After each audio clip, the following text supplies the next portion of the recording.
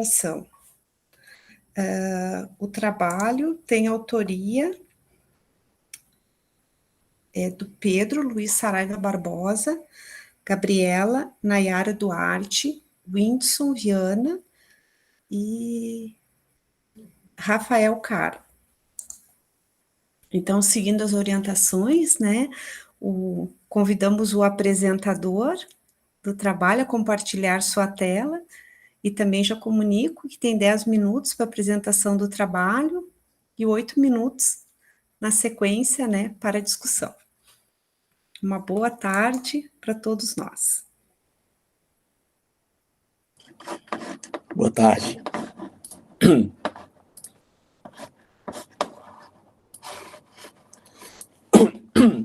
Bom, pessoal...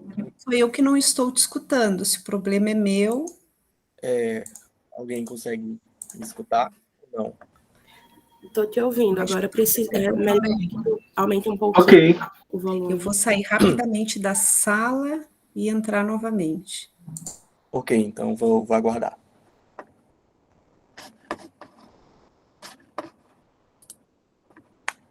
Pedro, não está a tela cheia aqui para a gente.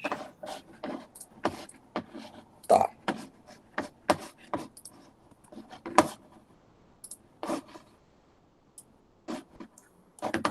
Bom, agora sim, está tudo ok.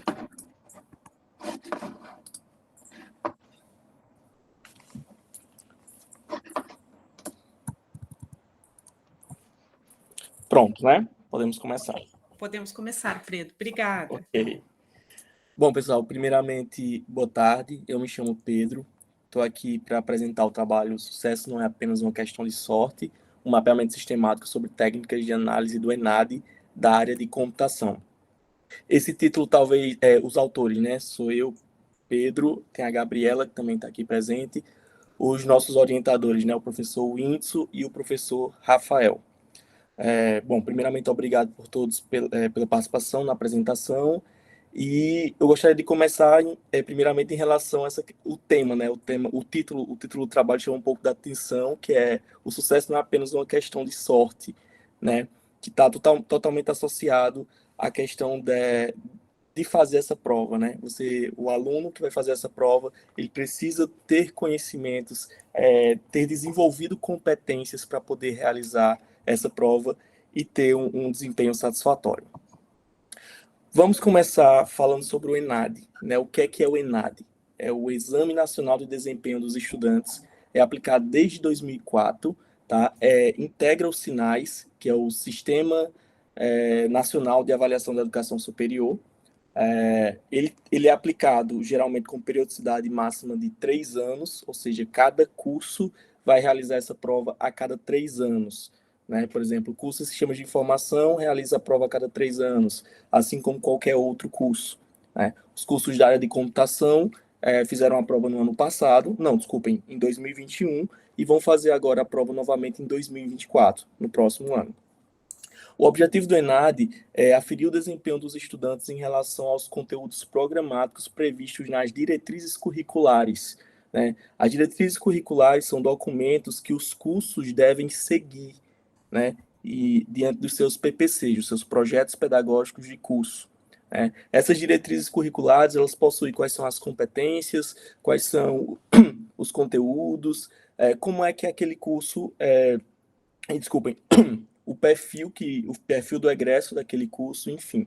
Então, por exemplo, se uma instituição vai iniciar um curso de sistemas de informação, ela tem que ir lá e, primeiramente, verificar as diretrizes para poder desenvolver o PPC, né, o projeto pedagógico desse curso.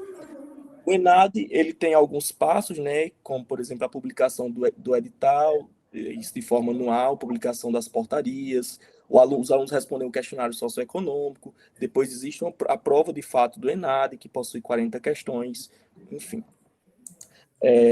Na área de computação especificamente, nós tínhamos essa resolução de 2016, que é onde a gente encontra as diretrizes curriculares nacionais para os cursos da área de computação, como, por exemplo, bacharelado em sistemas de informação, em ciência da computação, engenharia da computação, e assim sucessivamente. Baseado nessa resolução é que são feitas as portarias do ENAD, né, que são feitas pela CAA, Comissão Assessoras de Área, e também os projetos pedagógicos de cada um desses cursos, que são desenvolvidos pelo NDE, que é o núcleo docente estruturante de cada curso. O ENAD, ele afeta no CPC, que é o conceito pedagógico do curso, que afeta no IGC. Né? Então, a nossa ideia com esse trabalho, inicialmente, era descobrir quais são as técnicas, né, que estão sendo utilizadas para analisar dados do ENAD ou implementar ações diagnósticas para o acompanhamento das competências necessárias para o perfil do egresso do estudante que realiza tal exame. Novamente, como eu falei no início, né, existem essas diretrizes curriculares. Essas diretrizes curriculares, lá tem as competências e o perfil do egresso. Isso tem que ser desenvolvido durante o curso que o aluno faz. Né? Enquanto o aluno está fazendo o curso, ele tem que desenvolver essas competências. Né? Então, a ideia da gente é descobrir quais técnicas estão sendo utilizadas para analisar dados do ENAD ou a implementação de alguma ação diagnóstica dentro desses cursos. A gente fez um mapeamento sistemático da literatura, a gente utilizou o protocolo baseado em Keele, né? O nosso mapeamento, a gente dividiu basicamente em 3 fases, né? O planejamento, a condução e o relatório. Lá no início, a gente começa com a identificação da necessidade para a pesquisa. A partir dessa necessidade, da identificação dessa necessidade, a gente vai para as questões de pesquisa, desenvolver essas questões de pesquisas, definiu o protocolo, fez uma revisão desse protocolo, claro, isso com a ajuda de todos os autores. Depois fomos para a busca nas bases, fizemos a leitura dos resumos, né? Baseado nessa leitura dos resumos inicial, a gente fez uma análise de acordo com os critérios de seleção, e aí a gente eliminou já grande parte dos artigos, e depois a gente fez uma leitura mais geral, uma leitura geral, uma leitura completa para decidir se de fato aquele artigo iria ou não ser incluído na nossa pesquisa. E aí, para finalizar essa fase de condução ali, a gente fez um preenchimento do formulário de extração de dados, onde tinham perguntas, onde a gente respondia essas perguntas para cada um desses artigos, para que depois a gente pudesse, lá na última fase, fazer a análise dos dados, escrita do relatório, enfim, e a validação do relatório por todos os autores. Para definir as questões de pesquisa e a string de busca, a gente utilizou a estratégia PICO, né? Primeiramente, a gente identificou a necessidade da pesquisa, como a gente viu na imagem anterior, fizemos umas buscas iniciais lá no Google Scholar, para poder a gente definir a questão de pesquisa inicial, e a gente vai fazendo esse refinamento até a gente ter uma questão de pesquisa mais madura. A partir disso, a gente implementa essa questão, utiliza a estratégia PICO para poder definir a string de busca e a questão de pesquisa principal e a subdivisão dessas questões de pesquisa. Aqui está a string de busca que nós utilizamos, certo? A gente utilizou o Google Scholar e o periódico CAPES para poder fazer essas buscas, e a gestão de dados a gente utilizou o próprio o Google Sheet. Aqui a gente tem 3 critérios de inclusão, tá? O primeiro está relacionado à investigação de algoritmos, né? Trabalhos que fizeram uso de algoritmos para realizar alguma investigação do ENAD. A segunda em relação a técnicas estatísticas que foram utilizadas para analisar esses dados, e a última em relação a softwares que foram utilizados para trabalhar questões do ENAD dentro desses cursos de computação. Dentro dos cursos, né? Que tá os critérios de exclusão. Aqui nós temos a questão de pesquisa sintetizada, quais soluções de desenvolvimento de software, estatística e algoritmos estão sendo utilizadas para analisar dados dos estudantes e microdados do ENAD e das IES. E a gente fez uma subdivisão dessa questão de pesquisa em outras questões de pesquisa, que é o que a gente vai analisar mais para frente. Está aqui os nossos resultados, né? A gente fez a execução do protocolo, e aí nós tivemos 129 trabalhos.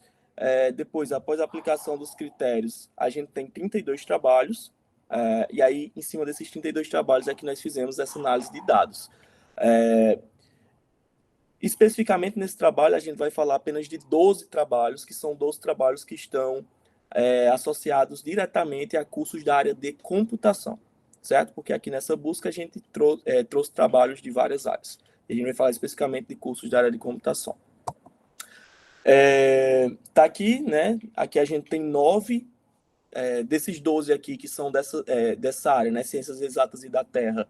Nós temos 9 que são da área de computação, mas aí nós temos, como eu falei, que a gente vai analisar 12, né? Porque os outros 3 trabalhos estão relacionados com desenvolvimento de propostas, desenvolvimento de sistemas e aplicaram em cursos do ENAD. E aí tá outras áreas que também foram focos dessas pesquisas, né? Como as engenharias, ciências biológicas, ciências humanas.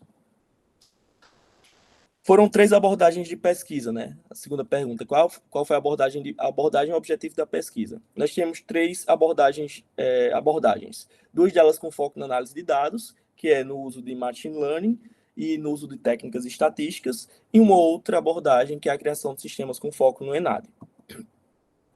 O objetivo da pesquisa, né? Das pesquisas que utilizaram técnicas estatísticas, desculpem. A gente vê que a maioria dos trabalhos, né, 3 trabalhos, tinham como objetivo descrever o conjunto de dados. Isso eu estou falando em relação a todos os trabalhos, os 32 trabalhos.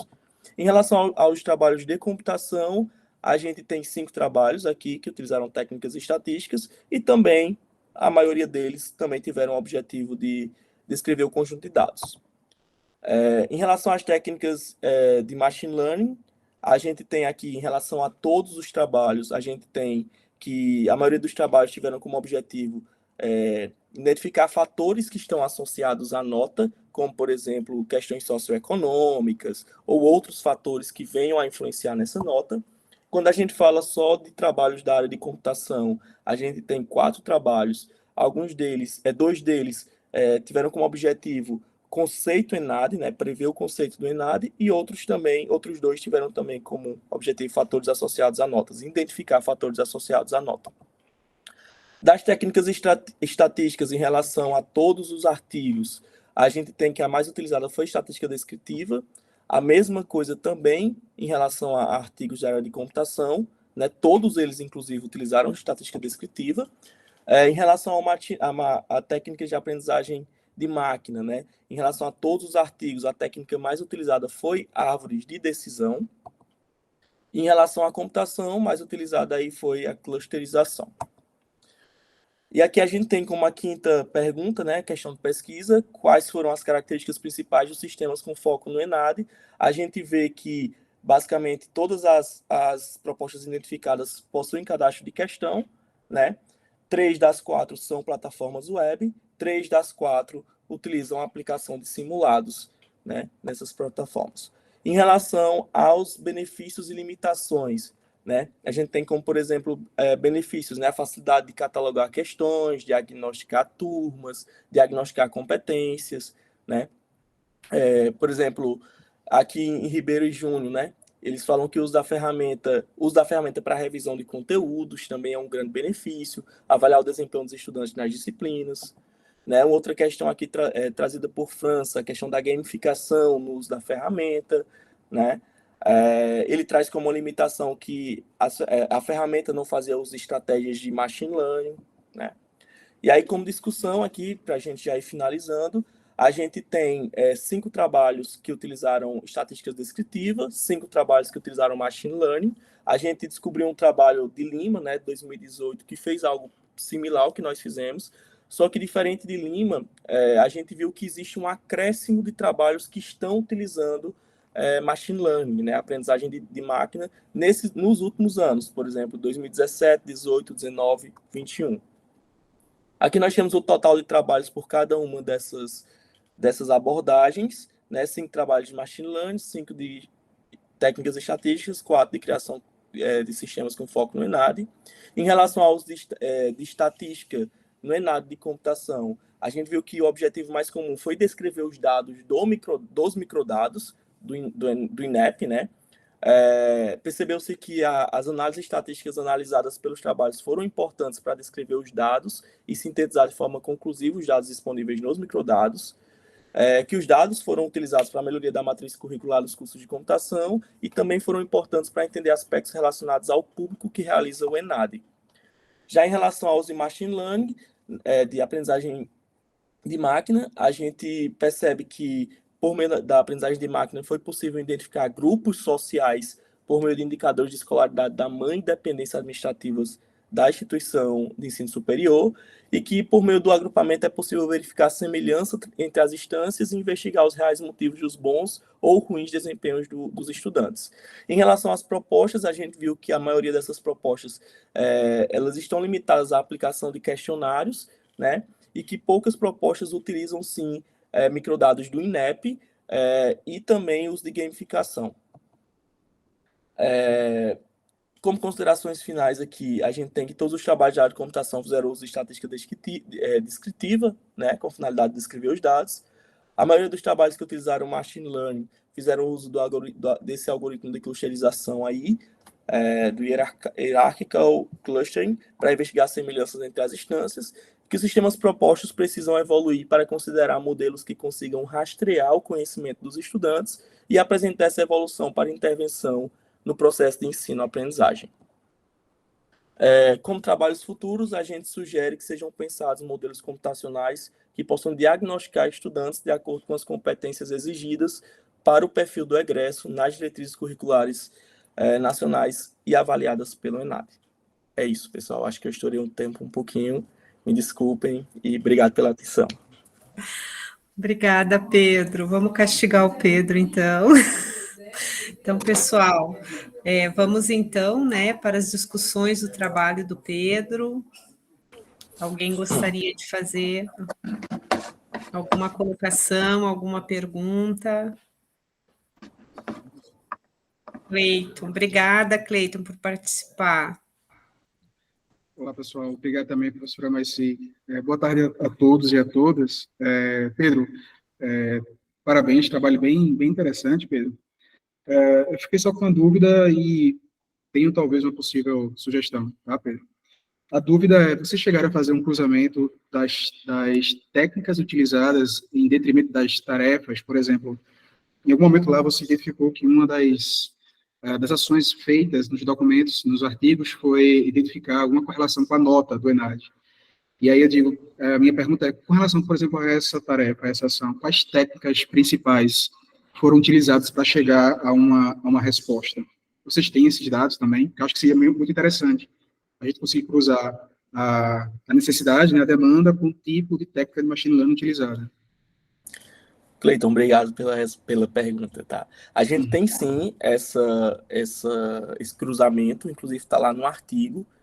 Não consegui trazer aqui por causa do tempo, que é curto, mas nós temos sim essa informação lá no artigo, que aqui está de forma bem resumida mesmo, só em relação à técnica. Mas a gente tem, por exemplo, aqui a gente tem um objetivo, né, de técnicas de machine learning. A gente vê aqui que a maioria deles está relacionado a fatores associados à nota. E a gente tem aqui quais são, por exemplo, essas técnicas que foram utilizadas, né? Lá no artigo, a gente tem lá tabelas específicas que dizem, né, o objetivo e as técnicas que foram utilizadas, quais são as mais recorrentes, e a gente faz essa análise entre essas técnicas por esse objetivo, cada um dos objetivos. Entendi, Pedro, entendi. E no caso, pelo que eu estou vendo, como vocês têm várias técnicas aí, e foram 9 artigos, né, acredito que os artigos utilizaram mais de uma, na verdade, aqui das contas, né? Tem artigos que fizeram comparações, por exemplo, com floresta aleatória, com árvore de decisão, e outro artigo com um determinado objetivo. Tem outros artigos que utilizaram uma só técnica, como, por exemplo, regressão linear, ou então, deixa eu ver um outro aqui, clusterização para um determinado fim. Como, por exemplo, tem um dos artigos que fez a clusterização para poder fez a clusterização de instituições, tá? Por exemplo, instituições que tiraram 3 no ENAD, por exemplo, instituições que tiraram tal, e aí eles fizeram uma análise para identificar quais foram os fatores mais comuns dessas instituições que poderiam levar essas instituições a tirar aquela nota. Perfeito. Como, por exemplo, região em que a instituição está localizada, estrutura da instituição, informações que estão disponíveis também nos microdados. Entendi. Só para fechar, um outro ponto, até nesse slide mesmo, Pedro, eu fiquei com dúvida, porque você não colocou caminhos e clusterização, assim, por que está separado? Porque no caminho você faz cluster de todo jeito também, né? Você poderia ter agregado tudo dentro de clusterização e colocar os principais algoritmos de clusterização utilizados. Só uma dica, caso Tá possa ajudar. certo. Tá certo. Tá ok, então. Pois, obrigado. Muito obrigado. Parabéns, muito interessante o trabalho. Muito obrigado. Parabéns, né, Pedro, pela apresentação. Eu fiquei, assim, eu faço parte da assessoria de avaliação aqui do meu campus, e há 2 semanas atrás nós estávamos discutindo justamente essas questões. Acho que é um trabalho, né, que trouxe uma contribuição relevante, né? Eu imagino o esforço que o grupo tenha feito para trazer uns resultados tão satisfatórios assim. Então, eu parabenizo mais uma vez, né, o Pedro, a Gabriela, o Whindersson e o Rafael. Muito obrigada, gente, pela participação. Ok, obrigado, Messi.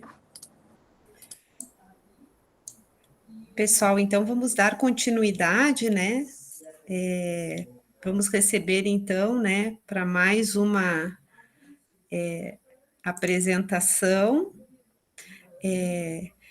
PIBID em computação, desafios, estratégias e resultados para a formação docente em um contexto pandêmico.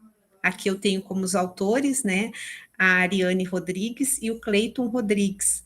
Eu vi que os dois estão na sala também. Então, sejam bem-vindos para essa apresentação, podem compartilhar a tela.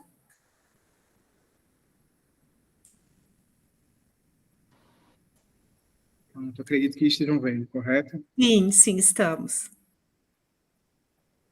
Bom, posso começar, professora? Sim, pode começar. Tá bom. Pessoal, mais uma vez, boa tarde a todos, boa tarde a todas. Eu sou o professor Cleiton, da Universidade de Pernambuco, campus Garanhuns, juntamente com a professora Ariane, também está aqui presente, Ariane Rodrigues. Temos o mesmo sobrenome, mas não somos primos, tá? Nós trabalhamos, pessoal, de 2020 a 2021 como coordenadores do PIBID aqui no curso de licenciatura em computação. E durante esses 1 ano e meio de trabalho com os alunos, até mais, porque teve todo um período de preparação, nós conseguimos construir um programa face a uma pandemia que se instalou, onde foi preciso repensar todo o projeto inicial, foi preciso fazer algumas readequações, mas que, ao final, nós entendemos que conseguimos atingir algumas boas práticas e gostaríamos de compartilhar esse resultado aqui com vocês. Tá? Então, o nome da nossa pesquisa é esse, né, PIBID em computação, desafios, estratégias e resultados para a formação docente em um contexto pandêmico, tá? E uma breve agenda. Já falar um pouquinho sobre o contexto da pesquisa, da construção do PIBID, seu desenvolvimento, seus resultados, algumas limitações e desafios, e fechando com algumas conclusões e boas práticas que nós levantamos durante esse período. Bom, primeiramente, falando sobre o contexto, tá? Então, o contexto ele inicia lá no ano 2020, quando nós começamos a construir o projeto para enviar para avaliação, o projeto do PIBID, aqui do curso de licenciatura em computação. Tá? E nessa construção, nós já havíamos ressaltado a importância do PIBID para a formação dos nossos licenciandos, por todas as vivências, por todas as práticas, por todas as competências e por tudo aquilo que o PIBID consegue trazer na formação do licenciando, com respaldo, logicamente, para as escolas, né, o ensino de computação nas escolas. Então, quando começamos a construir o projeto, nós justamente nos preocupávamos em tentar atender tanto essa questão da formação do licenciando, quanto também das demandas das escolas e mesmo da própria curricularização da computação na educação básica. Essas foram uma das principais motivações da construção do nosso projeto. E dentro do contexto, especificamente do ensino de computação no Brasil, nós partimos de algumas análises, né, principalmente a partir das propostas curriculares, né, das propostas de curricularizar a computação na educação básica, entre elas as unidades temáticas para o ensino de computação da SBC, né, que traz lá como seus pilares o pensamento computacional, a cultura digital e o mundo digital, e o próprio currículo do CIEB, que tem essa mandala aqui destacada, que também tem como pilares a cultura digital, o pensamento computacional e a tecnologia digital. E ano passado, 2022, já no finalzinho, né, do projeto, o projeto acabou em março do ano passado, tivemos, acho que, se não me engano, em fevereiro, as normas sobre como a computação ela pode ser adequada dentro da educação básica, complementando a BNCC, o que foi muito interessante, já que a gente víamos justamente concluindo um projeto que vinha justamente nessa perspectiva. Dado todo esse contexto, pessoal, nós construímos, então, um projeto do PIBID que tinha como título Introduzir o pensamento computacional, né, dentro do movimento Code e a criatividade dentro do movimento Maker para as práticas pedagógicas da educação básica. E qual era o principal objetivo desse projeto? Era que a gente tivesse os licenciandos em computação não apenas como meros espectadores ou atores passivos, mas sim como, e principalmente como produtores, tá, de recursos didáticos, porque dentro dessa onda do movimento Maker, a ideia é que eles realmente coloquem a mão na massa, né, como se diz, de uma forma criativa, de uma forma lúdica, para que a gente pudesse atender necessidades, desafios, demandas, né, do acesso, do uso das tecnologias nas escolas. Tá? Então, esse foi o nosso principal objetivo durante o PIBID. E aí, como é que se deu o desenvolvimento do PIBID de 2020 a 2022, que foi justamente durante a nata, né, o grosso da pandemia? A constituição do PIBID ela se deu com alguns atores, né? Então, tivemos 2 coordenadores, eu e a professora Ariane, tivemos 2 supervisores, um em cada escola, né? Uma escola de referência, um IFPE, aqui de Garanhuns, e 16 licenciandos que foram divididos em equipes, né? 8 em cada equipe. Utilizamos alguns recursos tecnológicos por conta do distanciamento social, né? Como o Google, as plataformas do Meet, do Drive, o Trello, né, e outras ferramentas online. E a ideia era que a gente pudesse tratar, né, as estratégias de como podemos incorporar, né, o pensamento computacional alinhado naqueles eixos do currículo do CIEB, da SBC, né, dentro das atividades da educação básica. Então, essa foi a construção, vamos dizer assim, macro do nosso projeto.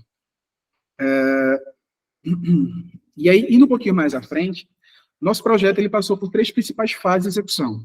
Tá? Tanto a equipe 1 quanto a equipe 2, nós passamos pela fase de preparação, onde a ideia era investigar a realidade do contexto educacional. Essa investigação, muitas vezes, poucas vezes se deram de forma presencial, por conta do distanciamento, era mais por uma questão de análise da documentação, da escola, dos currículos, enfim, de entrevistas, com docentes, com discentes, com gestão da escola, para um posterior planejamento de um projeto de ensino que atendesse às necessidades e, finalmente, uma execução desse projeto. E, assim, de uma maneira um tanto mais detalhada, mais minuciosa, nós construímos até um ciclo para conseguir construir melhor, né, conseguir fazer com que o PIBID fosse mais exequível. E qual era esse ciclo? Tá? Como está aqui apresentado nessa figura. É um ciclo com ciclos, na verdade, dentro dele, como vocês podem ver aí na tela. A ideia inicial era, nós começamos entendendo a demanda, as necessidades da escola, né, dos seus atores, então, que está aqui nessa parte superior. Em seguida, nós passamos por um ciclo menor, que era formado por fazer um processo de pesquisa, de levantamento, de análise de dados bastante colaborativo, né, onde criávamos algumas propostas, algumas soluções. Isso daqui podia ser refinado várias vezes. A ideia depois que a gente iria executar, mesmo durante a execução, poderíamos refinar mais ainda, quando percebíamos, por exemplo, conseguimos uma solução para uma necessidade, trabalhar uma temática do pensamento, da cultura digital, mas aí nos deparávamos, por exemplo, com um problema de acesso à internet, porque tínhamos muitos alunos, por exemplo, na zona rural, ou de falta de equipamentos. Então, era um processo bastante dinâmico, onde mesmo em execução nós poderíamos fazer um processo de refinamento. Tá? E finalizávamos o ciclo com um processo de acompanhamento dos alunos, que eu vou mostrar mais à frente, e uma reflexão dos resultados alcançados para retroalimentar e recomeçar esse ciclo de trabalho. Tá? Com relação à gestão do projeto, né, nós utilizamos o Trello como ferramenta e utilizamos, dentro da metodologia ágil da engenharia de software, o método Scrum. Então, dentro do Scrum, nós tínhamos sprints, né, inicialmente sprints de 7 dias, depois de 2 semanas, onde nós, no Trello, construímos um quadro de Kanban. Basicamente, no quadro, nós tínhamos as atividades de backlog que precisavam ser feitas, as atividades que estavam em andamento, as atividades em revisão e as concluídas. E nós tínhamos as Daily Scrum, né, pelo menos 2 reuniões, 2 encontros semanais, para que a gente pudesse justamente fazer o acompanhamento com os alunos, né, com os PIBidianos, para poder justamente executar aquele ciclo, de fazer um refinamento, de fazer uma melhoria, até que a execução até que fosse adequada aos anseios da escola. Tá?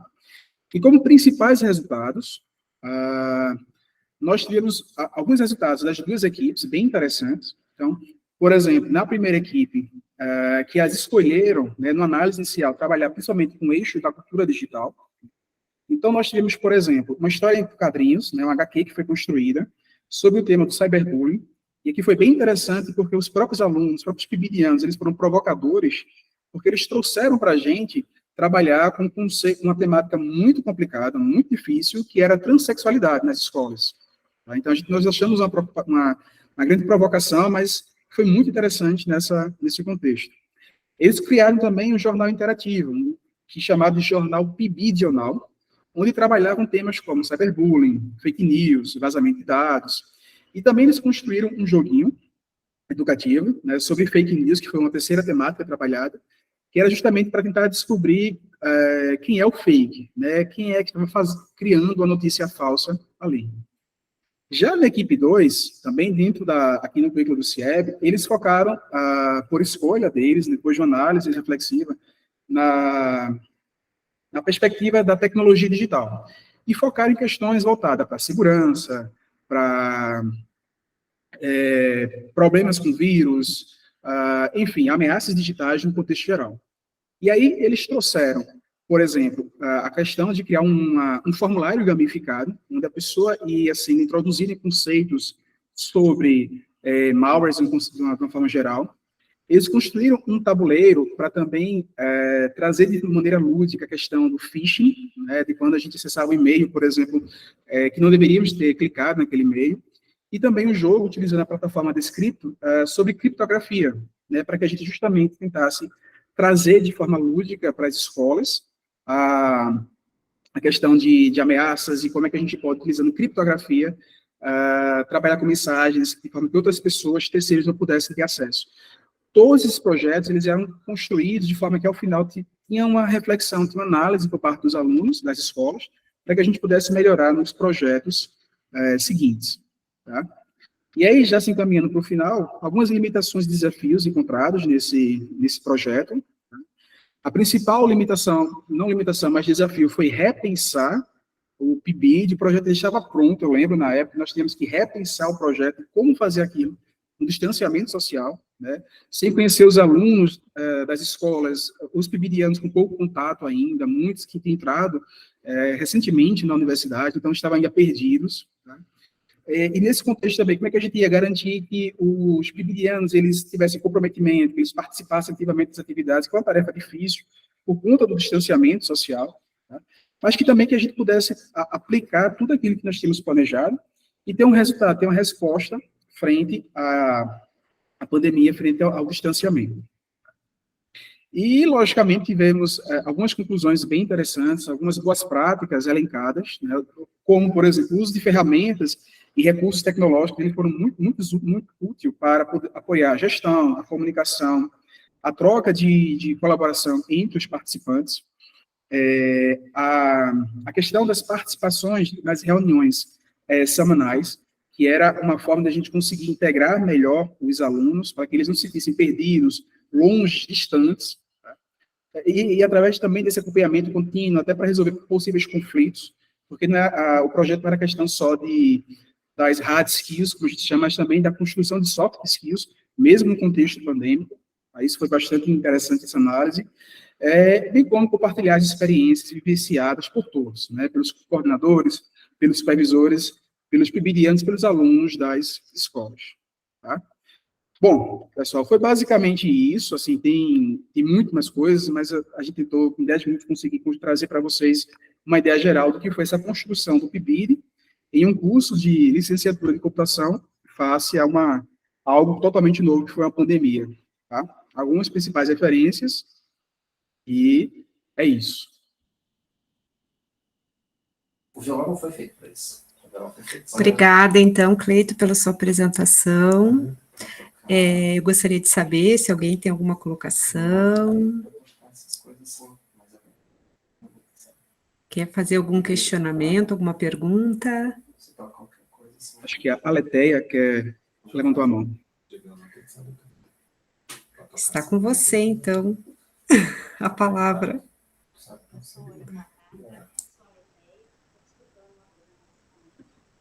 Eu não estou escutando. Vocês escutam, pessoal? Estou ouvindo também não. Acho que ela vai ajustar. Tá melhor? Sim. Só um pouquinho, aumenta um pouquinho, por favor. Tá baixinho. Tá baixinho. Melhorou? Consigo escutar. Então, eu escutei a apresentação de vocês e ela caiu como uma luva na minha apresentação, porque eu venho discutindo... Ainda está baixo, professora, desculpa. Realmente está... Deixa eu botar Tá aqui baixinho mesmo. Aqui para mim também tá baixinho. E agora, melhorou? Agora sim. Então, eu escutei a apresentação de vocês, queria parabenizar e estava pensando aqui na minha apresentação, que vai ser logo em seguida, que é mais uma reflexão, né, que é da trilha dos ensaios, que eu falo um pouquinho da educação hacker, e que cai justamente nessas experiências que vocês trouxeram aí, que vocês fizeram, né, com eles, de deixar o estudante como protagonista de todo esse processo, né, para ele produzir e poder compartilhar, né, tudo que foi produzido. Muito bom, gostei bastante, parabéns para vocês, tá? Só isso que eu queria falar. Obrigado, professor. Inclusive, hoje eu participei de uma palestra sobre educação hacker, inclusive, e aí eu percebi justamente a semelhança com os currículos do CIEB. E, se me permite também, professora Maici, o professor Daci perguntou aqui Sim. se abordar algo sobre residência pedagógica.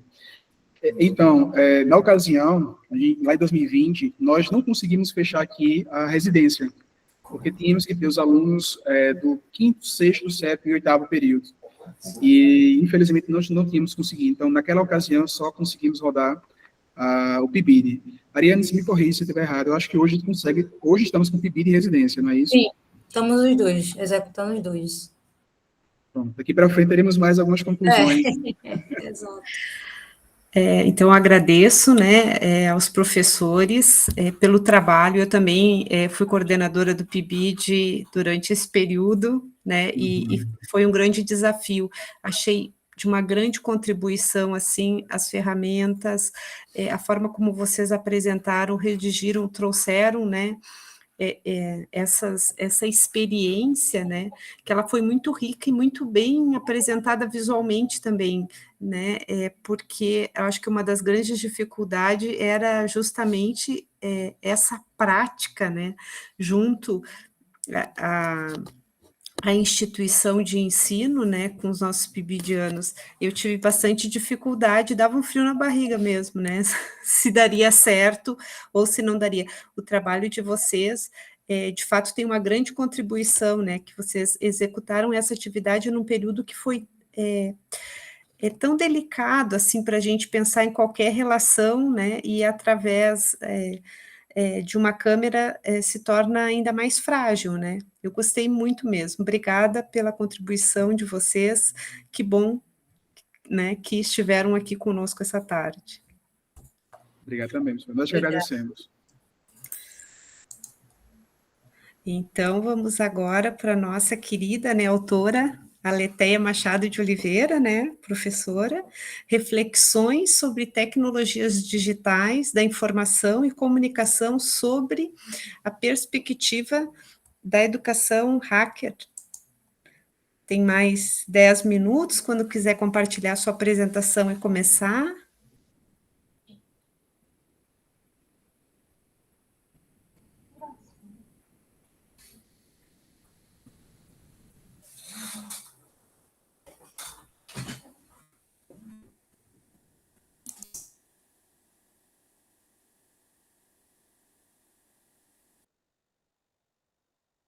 Tá todo mundo vendo? Não, agora... Deu? Não. Não? Estranho. Tá aparecendo aqui para mim.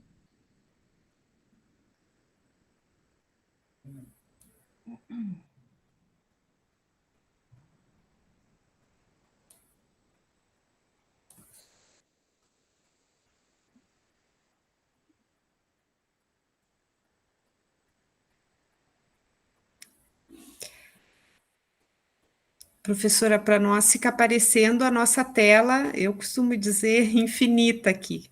Quem sabe não está na janela onde está a sua apresentação.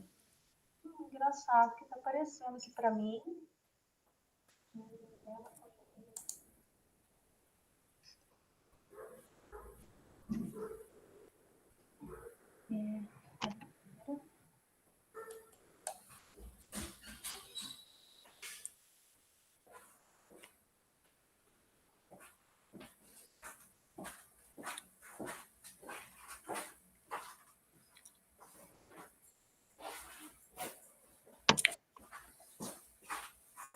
E agora? Deu, professora Maici? Agora a gente enxerga só uma tela preta. Ai, meu Deus. Não, fique calma, vai dar certo, vai dar certo. Esses problemas acontecem. Engraçado que está aparecendo aqui que está compartilhando. De fato, algo está sendo compartilhado, mas para nós aparece só a tela preta. Agora apareceu a nossa tela infinita, né? Ai, minha Nossa Senhora. Não, tenha calma, vai dar certo. Quem sabe se você compartilhar a tela inteira, mas se eu consigo te ajudar. E agora? Deu, professora? Não, continua com o mesmo problema. Mas aí, no caso, desculpa, professora, não seria só... Não pode ajudar. Porque, assim, a gente vê sua tela, professora, e agora seria só, estamos vendo, seria só mudar para a apresentação. Ele estava mostrando a tela da... Então, estou colocando aqui, né, apresentar a tela inteira, aí vem selecionar janela, né, tela inteira, não é isso? Você vai apresentar em PPT, em PDF, e pode tentar uma guia.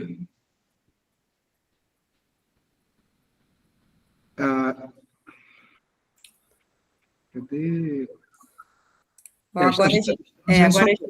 Agora apareceu o desktop. Eu acho que se abrir a sua tela aí, a gente está pronto. Agora foi? Dá um Ctrl L que fica a tela cheia. Uhum. E agora, melhorou? Ótimo, perfeito. Obrigada, professor, por ajudar. Obrigada. Boa tarde, né, a todos e a todas. Meu nome é Leteio. Eu sou professora da educação básica aqui no município de Juiz de Fora, eu sou mineira. Eu inicio primeiramente a minha fala, né, agradecendo a oportunidade de estar aqui com vocês, né, para poder refletir um pouquinho sobre o meu artigo, que tem como título Reflexões sobre Tecnologias Digitais da Informação e Comunicação sob a Perspectiva da Educação Hacker. Ele encontra-se na trilha 5, na Ensaios, e esse artigo ele foi produzido a partir de uma disciplina que eu fiz no doutorado, junto com a minha orientadora, intitulada Tecnologias Digitais da Informação e Comunicação em Educação, e ele também está de uma forma mais completa na minha tese de doutorado que eu defendi o ano passado,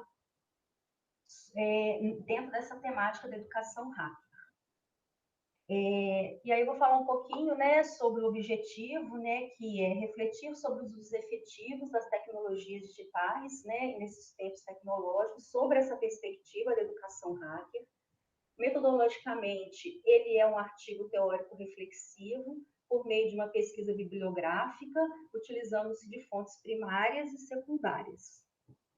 O artigo está dividido em 3 sessões, né? Aí, o que nós pensamos, junto com a minha orientadora? Na primeira sessão, a gente traz, né, as definições do que é o termo tecnologia, aí a gente utiliza Castells e Kentz, né? E também o Paul e o Monero. Na próxima sessão, né, que é a parte que eu coloco como os desafios, né, incorporação e uso das TDICs na educação, uma vez que a gente encontra em todas as áreas da sociedade, né, a tecnologia, e por que não pensar no espaço escolar, né, a gente tem que sempre estar pensando em qual o convite que essa tecnologia tem que fazer para o meu estudante. Se é um convite centrado na transmissão da informação ou na criação coletiva do conhecimento, né? E aí a gente traz alguns autores que vêm discutindo esses desafios, né? O Paulo Moneiro, no seu artigo, ele fala que, para além das dimensões técnicas, o grande desafio é incorporar esses usos de modo desafiador, construtivo, né, processual, provocador de novas aprendizagens. Já esse mesmo autor, junto com o Mauri e o Rubia, já fala que a gente tem que pensar no sentido de utilizar as TDICs como ferramentas para pensar, com propostas que integrem tanto os aspectos tecnológicos quanto os pedagógicos. E aí também eu falo um pouquinho também, né, de um outro desafio que vem sendo discutido muito pelo Nelson, né, Nelson Preto e a Maria Helena Silveira Bonilla, que refere-se ao campo das políticas públicas, né, que com questões de ordem infraestrutural, a questão da formação de professores, eles vêm discutindo bastante isso, a integração das práticas sociais com as práticas escolares, né, tornando essa cultura digital um pressuposto básico da cultura escolar. E aí, diante de todos esses desafios que a gente tem que pensar nessa incorporação e uso das TDICs na educação, né, nós podemos mudar um pouquinho esse cenário pensando na educação hacker, né, que entendemos que é uma combinação possível, né, esse movimento hacker com a educação, que o Preto fala de educação hacker, né. E aí, o primeiro aspecto a ser destacado é que essas ideias da educação hacker, ela vem sendo trabalhadas de forma constante pelos autores, né? Tanto o Preto quanto a Bonilla. E tem outros também, né? Lá da Universidade Federal da Bahia.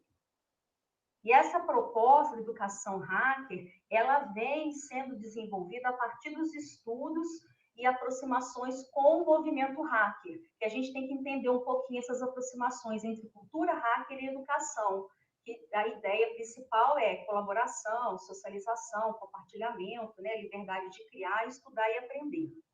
E também a gente tem que, eu falo um pouquinho também, que a gente tem que entender essa diferença entre hacker e cracker, que há uma diferença, né, nessa terminologia. A gente entende que o hacker são os criminosos, né, mas na verdade eles não são esses criminosos que são, né, que são veiculados, né, pela mídia. Nós temos os crackers, né? O hacker já é discutido como os precursores da computação, que são os entusiastas, né? Que tem como a questão da ética a pauta da sua atividade principal, né? A ética no sentido de você compartilhar, socializar, produzir, completamente diferente da visão do cracker, né? De ser criativo, né, de gostar, né, de compartilhar o que é tudo que é produzido. E aí essa combinação desse movimento hacker com a educação é que traz esse desafio, né, para a gente poder educar nessa era digital, ao pensar nesses processos todos que foram, né, comentados, né, criação, experimentação. Aí eu venho falando um pouquinho também, que até concordo com a fala do Preto, que é uma mudança que não vai acontecer de um dia para o outro, mas que a gente pode começar já a iniciar essas mudanças, né, pelo que a escola oferece, os celulares, até mesmo os próprios computadores, né, uma câmera fotográfica. Então, a gente tem e tem também outros dispositivos, né, que a gente a gente pode usar, né, de forma livre, como para oferecer, né, essa participação mais produtiva, né, da meninada. E a gente tem os podcasts, tem Animake, a gente tem o Scratch, tem o app Invento, tem QR Code, tem até hoje de manhã teve, né, o Colab, a trabalhar pensamento computacional. Então, está tudo envolvido, né, nessas discussões da educação rápida. E aí eu termino, né, falando um pouquinho, né, no final, né, das considerações finais do artigo, que a educação hacker, a ideia principal é tentar mudar, né, o uso instrumental das TDICs, né, onde que a gente vê a participação mais ativa dos estudantes, dos professores, e não ver, né, essas tecnologias não como apêndices das atividades curriculares. E aí é preciso, né, para essas reformulações, né, na questão da formação dos professores, no campo das políticas públicas, a questão principal, que eu até concordo com o Preto, né, quando ele vem discutindo, né, nos seus artigos, é importante a gente integrar essas práticas sociais às práticas escolares e intensificar esses projetos e atividades, né, que estejam em sintonia com a realidade e a cultura dos estudantes, né, que a gente vê que está aí. A gente acabou de escutar a apresentação, né, do artigo dos dois professores anteriormente, que é possível, o caminho é esse, e vai dentro dessa temática. E é isso. Obrigada. Obrigada, professora, pela sua contribuição. Então, passamos agora, né, para comentários. Alguém gostaria, né, de alguma forma, contribuir com o trabalho da professora ou aprofundar algum questionamento? Acho que estão tímidos, professor. Assim, a temática educação hacker é bem ampla, né? Então, assim, tem muita coisa para ser discutida. E como era um ensaio, eu tinha que dar uma reduzida, eu acabei dando uma reduzida no meu. Mas quem tiver interesse, a minha tese já está disponível lá no repositório. Tá. Eu vou fazer uma pergunta breve, assim, porque como a senhora mesmo falou, né, precisou compactar bastante para apresentar o estudo. Eu trabalho com formação de professores também, e aí eu fiquei me perguntando, seria possível, a senhora não sei se pensou de alguma forma em trabalhar com algum curso na área de formação de professores ou algo parecido? Eu vi que falou ali sobre a possibilidade de discussões, né, no campo das políticas públicas, né, mas eu não sei se é o contexto do estudo e se foi pensado nessa possibilidade, né, de cursos de formação de professores para fomentar esse despertar. O contexto, ele não foi na parte da formação de professores. Eu trabalhei com crianças na minha tese, em que eu venho discutir esse jeito hacker de ser dessa meninada, por meio do Scratch. Eu trabalhei criação de jogos digitais com as crianças do 4º ano do ensino fundamental, com crianças de 9 e 12 anos. Os meninos produziram joguinhos, matemática, né, que nós trabalhamos com os meninos. Então, a minha tese teve mais a participação das crianças, mas no finalzinho eu faço essa sugestão de trabalhar com os professores, né, discutir essas questões com os professores. Mas a minha tese foi toda com as crianças, né, porque como o Nelson Preto, ele discute a educação hacker com um jeito de ser, e esse jeito de ser essa meninada que gosta de compartilhar as coisas em rede, de participar, e aí eu venho trabalhando essas questões na minha tese. Da questão de jogos digitais utilizando a ferramenta Scratch. Aí eu venho discutindo toda essa temática. Deu para... Não sei se eu consegui responder a senhora. Sim, obrigada, professora.